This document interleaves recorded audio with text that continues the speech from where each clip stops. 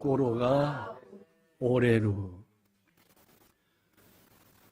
사전을 찾아보니까 고꼬로가 오레루 또와 세신떼끼나 쇼크야 자세츠니 요때 야루키야 기보 목표 오우 이요크가 구직했대 시마우 조따요 이유 고토다라고 써졌어.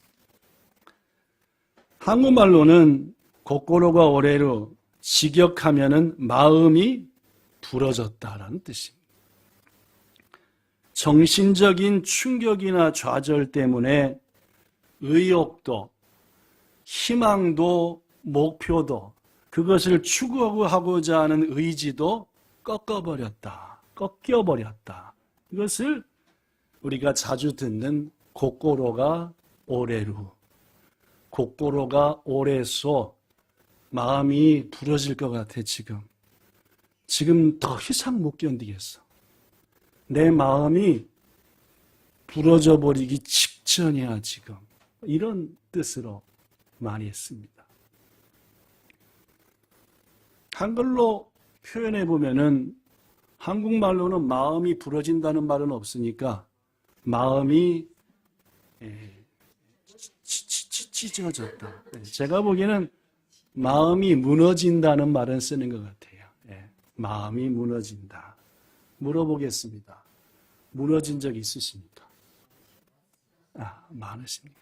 부러진 적은요? 한국말로는 안 쓰는데 일본은 부러진다라고 하니까. 자, 오늘 마음이 무너지고 마음이 부러진 것에 대한 말씀을 좀 하려고 합니다. 지난 6월 24일 날 보름쯤 됐나요? 저 남미 베네수엘라에서 큰 지진이 연달아 발생했습니다. 뉴스를 본 분은 아시겠지만은 그 큰 건물이 순식간에 무너졌고 심지어 평지에 이만한 책상이 있고 파라솔 있는데 그것도 펑 넘어가고 평지를 걷던 사람들이 중심을 잃고 쓰러질 정도였으니까 이번 지진이 얼마나 셌는지를 짐작할 수 있습니다.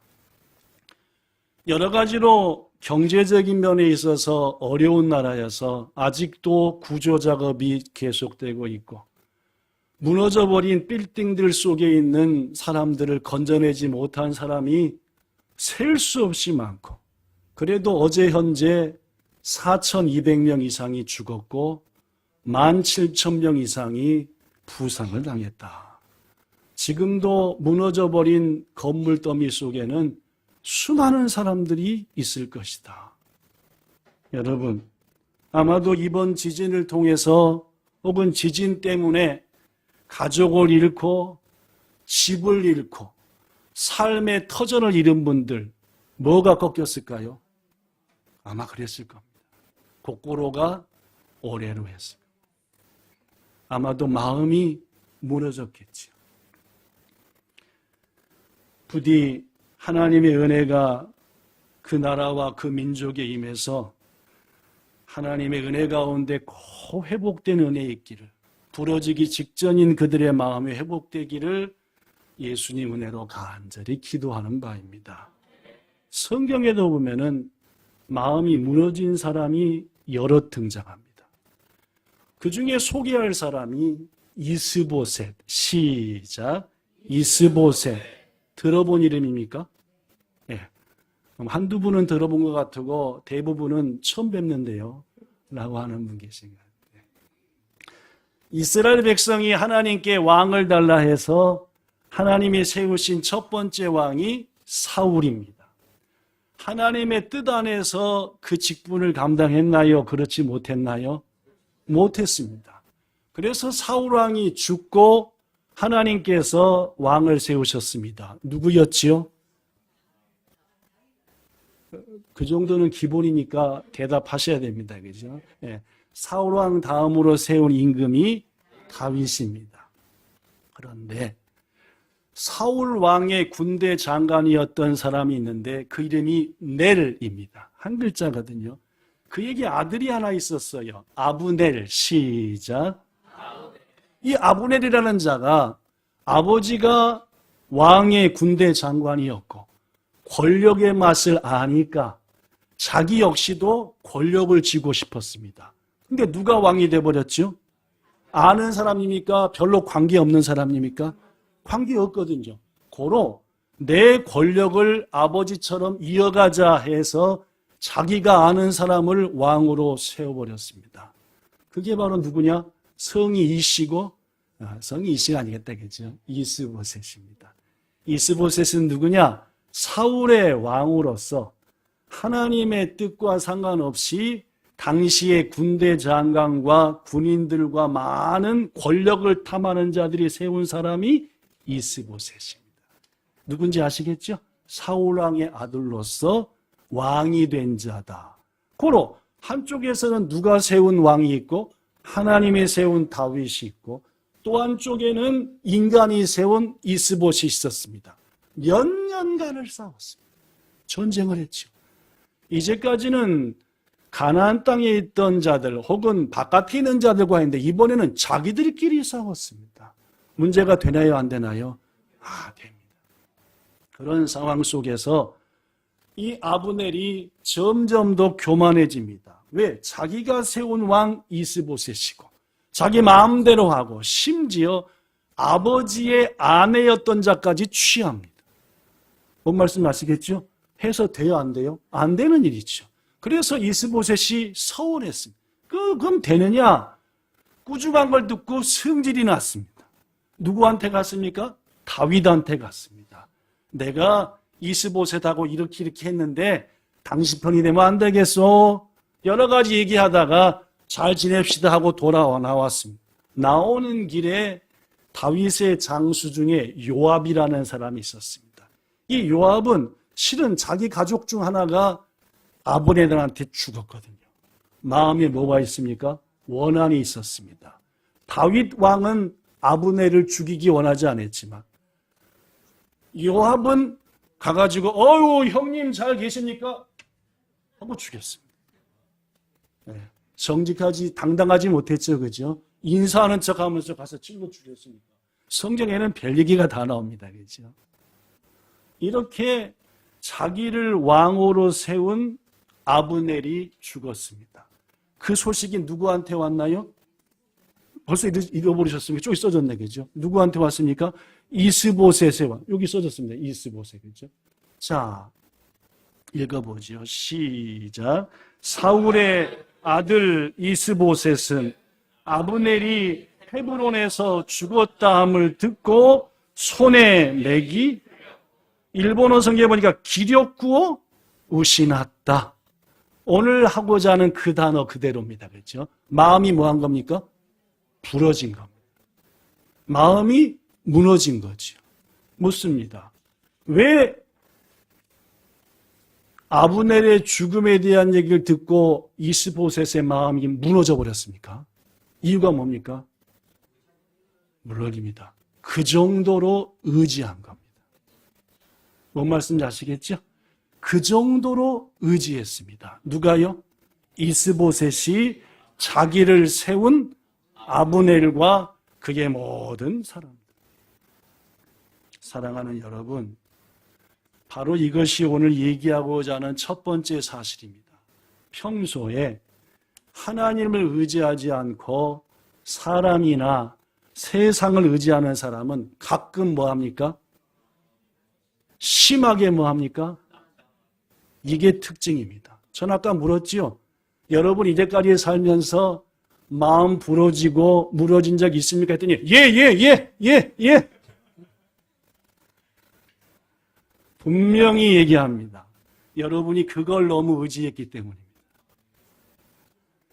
여러분이 그것을 너무 의지했기 때문에 그때 마음이 꺾인 겁니다. 한국의 유명한 목사님, 이름을 대면 알 텐데 이름은 되지 않겠습니다. 아들이 하나 있었는데 공부하는 걸 좋아합니다. 공부도 좋아하는 사람이 하지 안 좋아하면 하기 싫잖아요. 그죠? 이 친구는 공부를 좋아해서 열심히 수업도 듣고 복습 예습했더니 한국의 3대 명문대학에 넉넉히 합격할 정도로 성적이 탁월했습니다. 그런데 그 아들이 대학교를 진학할 때에 3대 명문이 아닌 기독교 신앙을 중심으로 세워진 대학교에 입학 원서를 냈고 그 학교에 진학하게 됐습니다. 그 학교의 룰에 따라서 첫 번째 학기는 그 학교의 기숙사에 살게 돼 있었대요. 요새는 한 2년 살아야 된다는 것 같기도 하고 기숙사 생활해야 됩니다. 그 학교는 기숙사 생활하는 그러한 제도 때문에 이 친구도 엄청 그 시간이 좋고 기뻤답니다. 이야, 이 학교 오길 잘했다. 더구나 그 학교는 아침마다 매일 7시에 예배를 드린대. 학기 내내 한 번도 그 예배를 안 빠졌대요. 이야, 대학교에서 예배를 매일 드리면서 강의를 배우다니, 강의를 듣다니, 이런. 아들은 그 대학교 교수님들도 존경했고 부모한테 연락이 올 때마다 이게 좋아요 저게 좋아요 했고 그 목사님과 아내 사모님은 야, 우리 아들이 그 학교 가기를 정말 잘한 것 같다. 방학이 되었습니다. 집에 왔어요. 오랜만에. 일주일을 계속 나가더래요. 그래서 친구들 오랜만에 만나러 가나 했더니 일주일 후에 아버지, 어머니, 드릴 말씀이 있습니다. 보통 자식이 드릴 말씀이 있다면 부모는 어떻게 해요? 약간 쫄지요? 그렇죠? 뭔 얘기를 하려고 또 드릴 말씀이 있다고 하느냐. 저 재수하면 안 될까요? 재수가 뭡니까? 지금 학교 다니는 관두고 더 공부해서 다른 대학교 가고 싶습니다. 라는 얘기였습니다. 아버지는 전혀 예상치 못한 아들의 말에 당황했지요. 왜냐하면은 평소에 학교에 대해서 이런저런 불만을 얘기했다고 한다면은 뭐 그럴 수도 있겠다는데 맨날 전화하면 학교 뭐하다? 좋다. 교수님 좋다. 뭐 좋다만 해가지고 우리도 좋아 했던 부모인데 갑자기 때려치고, 그죠? 세상 말로.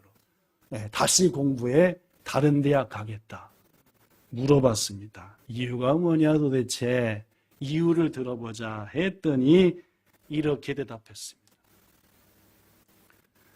지금까진 제가 어려서 잘 몰랐는데요.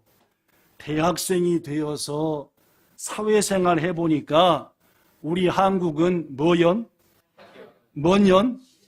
선배가 이끌어주는 나라더라고요. 이 말만 딱 하더래요. 그러면서 하는 말이 우리 학교 가보니까 다 좋은데 뭐가 없대요? 선배가 없대요.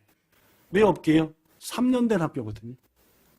그때 당시에 이 사실이 있었던 당시에 그 학교가 3년 된, 지금은 꽤 지났는데 3년이 됐어요. 그러니까 최고 높은 선배가 몇 학년입니까? 끌어 죽었어요? 못 끌어 죽었어요? 그러니까 성공돼요? 안 돼요? 안 돼요. 이런 답이 나온 겁니다. 이에 아버지는 아들에게 말했지요. 네가 살아갈 인생이니까 하나님께 기도하면서 신중하게 결정해라. 네가 기도하고 하나님께 응답을 받아서 뭔가 결정하면은 엄마 아빠는 네 결정에 따르겠다라고 했습니다. 아들은 아버지의 말씀에 순종하여 한 번도 안 가본 기도원에 간다고 짐 꾸려서 집 나갔습니다. 기도원 갔지요. 3일째 돼서 내려왔습니다. 우거지로 내려왔을까요? 밝은 얼굴로 내려왔을까요? 밝은 얼굴로 내려왔습니다. 하는 말이 아버지, 내가 성경 말씀으로 하나님께 응답을 받았습니다. 음성이 들거나 꿈에 보이는 게 아니라 막 기도하는데 성경 말씀이 생각나게 하시고 그걸 응답받았대요. 그 응답받은 성경 말씀이 뭐게요? 오늘 본문입니다. 오늘 본문, 그죠? 이사야서 30장입니다. 자, 어떤 응답을 받았는지 성경을 한번 봐보죠. 이사야서 31장 1절. 도움을, 여기 써졌습니다. 여기. 도움을 구하러 애굽으로 내려가는 자는 화가 있을 것이다. 애굽으로 내려가는 자들은 뭘 의지하는 자들이고? 말, 히힝하는 잘 달리는 말. 또 뭘 의지하는 자다? 병거와 마병. 그것들의 강함과 많음을 의지하되 대신 누군 의지 않는 자다? 이스라엘의 거룩한 자 여호와는 구하지도 않고 의지하지도 않는 자. 2절 시작. 나도 지혜로운 즉 너희한테 뭘 내린다?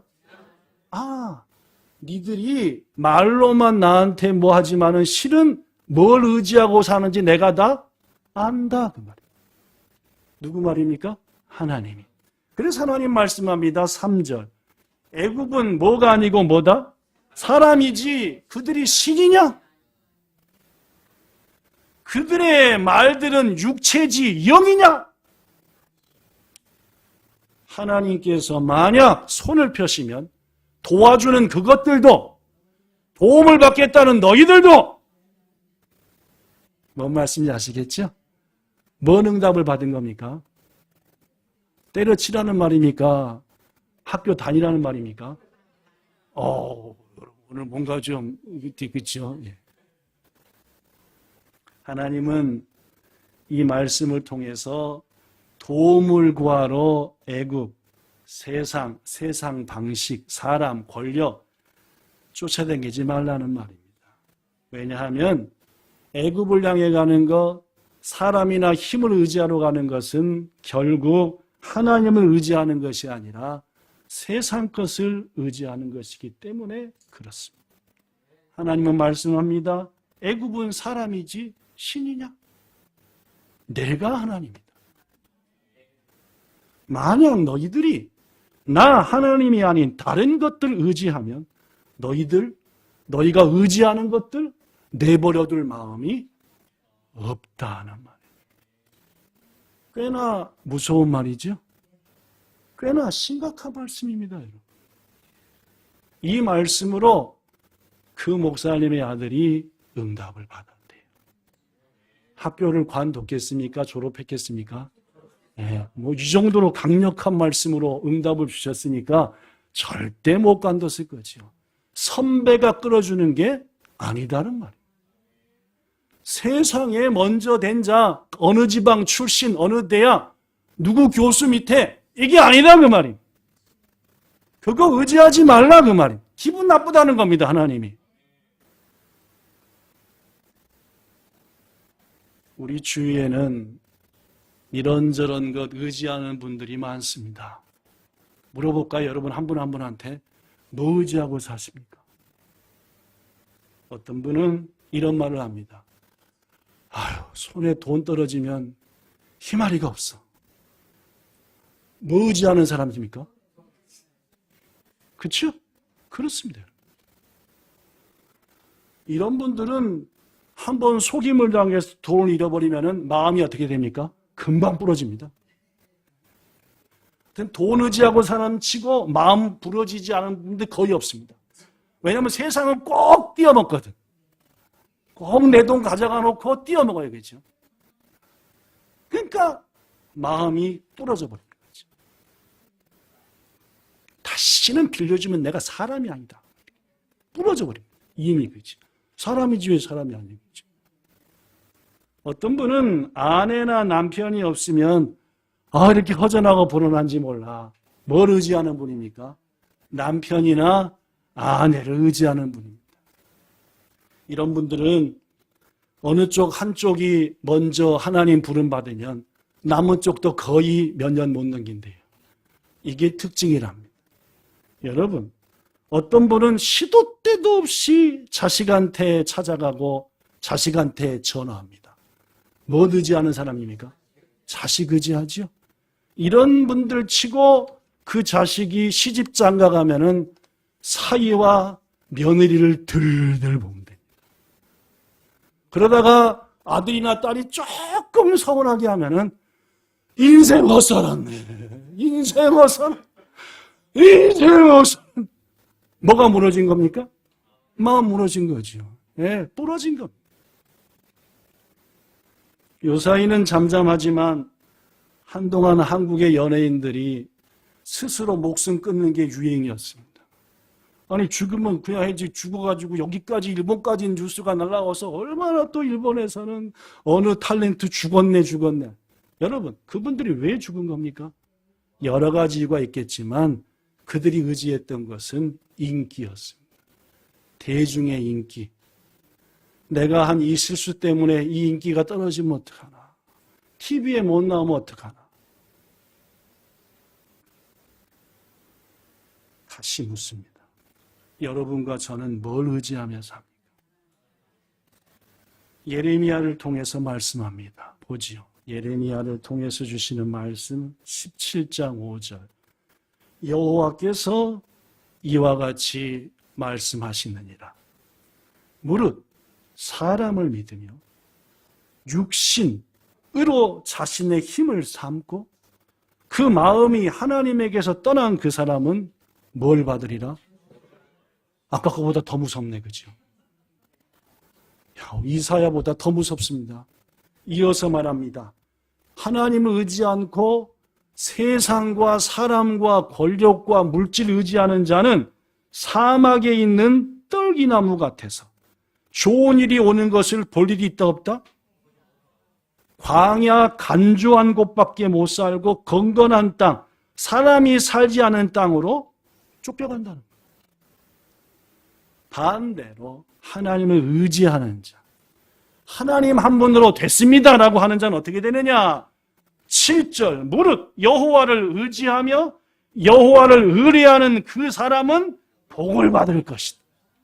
8절 그 하나님을 의지하는 그는 물가에 심어진 나무가 그 뿌리를 강에 뻗치고 고로 더위가 와도 두렵지 않고 입이 청청하고 가물어도 걱정도 없고 결실이 이 복을 받으시기를 축복합니다. 방법은 한 가지입니다. 세상 의지하지 말고 선배나 뭐나 의지하지 말고 하나님 의지하십시오. 하나님과의 관계 말고 다른 일로 내 마음이 부러질 것 같고 내가 지금 죽기 직전까지라고 느껴졌다면 난 하나님을 안 의지하는구나 하고 회개하십시오. 주여, 제가 말로는 주님 의지한다 했는데 지금 제 마음을 보니까 다른 걸 의지했습니다.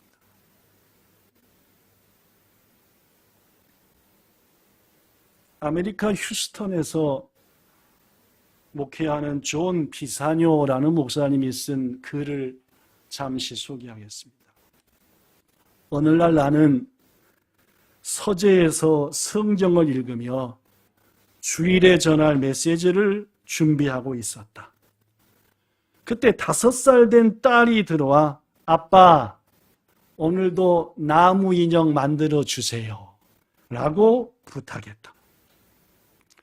나는 딸의 말에 무심코 만들어줄게 아빠가 하고 대답했다.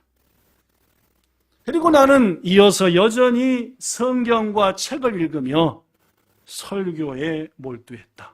준비해. 딸하고 한 약속을 잊어버린 겁니까? 기억한 겁니까? 잊어버린 것 같습니다. 아무래도 그렇죠. 한참이 지난 후 눈도 아프고 어깨도 아파 잠시 자리에 일어나 창밖을 보았다. 딸이 땀을 뻘뻘 흘리며 자기 방에 있던 인형들과 장난감들을 정원으로 하나씩 하나씩 나누고 있었다. 나는 아내에게 물었다. 여보, 딸아이가 지금 뭐 하는 거예요? 왜 저렇게 땀을 흘리며 인형과 장난감들을 전부 다 정원으로 미는 거예요? 아내가 말했다. 이렇게 얘기했대요, 아내가. 당신이 나무 인형을 만들어준다고 약속했다면서요. 딸은 당신의 그 말을 정말로 믿고 있어요. 그래서 지금 딸은 새 인형을 맞이할 준비를 하고 있는 거예요. 자, 아빠가 새 인형을 만들어준대. 가서 세수하고 이쁘게 단장하고 새 인형 맞자 해서 더 인형들을 하나씩 하나씩 꺼내고 있었다. 아빠는 쇼크를 받았습니다. 곧바로 어디로 달려갔습니까? 목재 창고로 달려갔습니다. 쓱싹 꾹닥 정성을 다해 예쁜 나무 인형을 딸에게 만들어 주었다. 라는 어느 목사님이 쓴 글을 소개합니다. 여러분, 아빠가 일을 멈추고 창고로 달려간 이유가 뭡니까? 딸이 순수한 마음으로 아빠의 약속을 믿고 기다렸기 때문입니다. 로렌스라고 하는 어느 학자는 이 얘기를 듣고 이렇게 말합니다. 우리가 하나님을 신뢰하면 신뢰할수록, 하나님을 의지하면 의지할수록 우리 하나님은 더욱더 기뻐하신다. 만일 우리 영혼이 하나님을 의지하는 믿음으로 푹 쳐져 있다면 우리 하나님은 우리의 영혼에 은혜와 복을 한정없이 쏟아부으실 것이다. 하나님의 은혜와 복이 마치 급류처럼 그 의지하는 자의 삶에 흘러넘칠 것이다. 혹 당신이 지금 홍해라고 하는 것에 가로막혀 꼼짝도 못하고 있는 것. 그렇다면 하나님을 의지하라. 그리하면 그 홍해를 갈라 그곳에 길을 내어주시리라. 말씀을 정리합니다. 여러분, 우리는 하나님을 믿는 그리스도입니다. 예수 그리스도를 주로 믿는 그리스도입니다. 믿음이 뭡니까? 믿음이 뭔가요? 저는 작년 가을에 여러분들에게 믿음의 정의에 대해서 얘기했습니다. 믿음은 뭐냐? 이렇게 써졌습니다. 하나님의 존재를 인정하고 그분을 의지하고 의뢰하며 그분의 뜻에 순종하는 것이다. 그렇습니다. 믿음은 우리가 하나님을 신뢰하고 그분을 의지하는 게 믿음입니다. 내 믿음이 온전한 믿음이냐, 양다른 믿음이냐는 내가 하나님을 어느 정도 의지하고 있느냐로 판가름 나는 겁니다. 주님 믿는다 하면서도 아까 말했던 것들 더 의지해서 자주자주 내 마음이 부러지려고 하고 끊어지려고 하고 무너지려고 한다면은 여러분과 저는 하나님 덜 의지하는 겁니다. 세상 의지하고 사는 겁니다. 모세는 신명기 말씀을 통해서 남겨둔 이스라엘 백성들과 우리한테 이렇게 말합니다. 너희 하나님 여호와를 사랑하라. 그의 말씀에 순종하라. 무엇보다도 그분을 뭐하라? 의지하라. 하나님은 잠언을 통해서도 우리에게 너무너무 잘하는 말씀으로 권고합니다. 너는 마음을 다하여 하나님을 신뢰하라. 이거 의지하면 안 된다. 범사에 하나님을 인정하고 주의 뜻과 인도하심과 이끄심을 구하라. 그리하면 그 주님은 너의 길을 지도한다 했습니다. 하나님을 의지하는 게 믿음이고 하나님을 의지하며 사는 게 신앙생활입니다.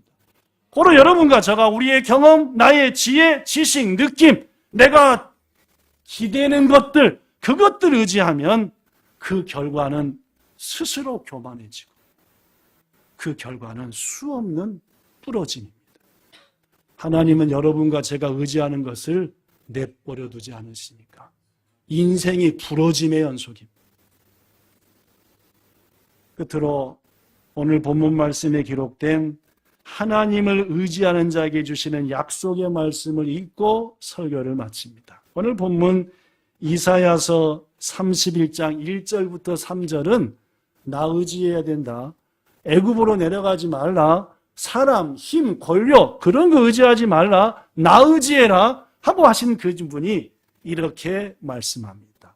본문 4절 여호와께서 이르시되 큰 사자 혹은 막 젊어서 힘이 뻗쩍뻗쩍 넘치는 사자가 자기의 먹이를 움키고 으르렁거릴 때에 그 음식을 빼앗으려고 사람들이 수많은 목자와 모든 것들 데려다가 뺏으려 해도 그 큰 사자나 젊은 사자가 꼼짝이나 하겠느냐? 절대 못 뺏는다. 그겁니다. 이어서 하나님 말씀합니다. 이처럼 나 만군의 여호와가 강림하여 시온산과 그 언덕에서 나를 의지하는 자들을 위해서 싸울 것이다. 새가 날개를 치며 그 새끼를 보호하는 것처럼 나 여호와가 나를 의지하는 자, 나를 의지하는 자들이 사는 곳, 그들을 보호하고 그들을 호위하며 그들을 건져내며 내가 뛰어넘어 달려가 그들을 구원하리라 했으니, 지금 이후에 여러분과 저의 삶이 하나님을 의지함으로 하나님이 이렇게 여러분과 저를 도우시는 역사를 체험하여 범사에 하나님을 의지하며 사는 여러분으로 더욱더 굳게 서기를 우리 구주 예수님 이름으로 축복합니다. 좋으신 하나님, 우리의 인생 속에 얼마나 쓰라린 경험을 많이 했고 그때 우리의 마음이 부러지고 무너지기 직전이었습니까? 그것이 과연 하나님에 대한 것이었습니까? 아니면은 세상에 내가 의지하는 것 때문에 그렇게 되고 말았습니다. 주님은 강한 어조로 말씀하십니다. 세상은 신이 아니다. 오직 나를 의지해라. 나를 의지하는 자, 나를 의지하는 자, 않는 자를 돕는 자, 그들을 내가 결코 그냥 둘 마음이 없다. 이 강하고 강한 메시지는 거꾸로 나를 의지하라. 나만을 바라보라. 나를 신뢰하라. 반드시 너에게 가장 좋은 길로 인도하시라는 주의 약속이 있는 줄로 믿사오니 그 믿음 안에서 주를 신뢰하며 사는 우리 모두 되게 하실 것을 믿으며 우리 구주 예수님 이름으로 기도드리옵나이다. 아멘.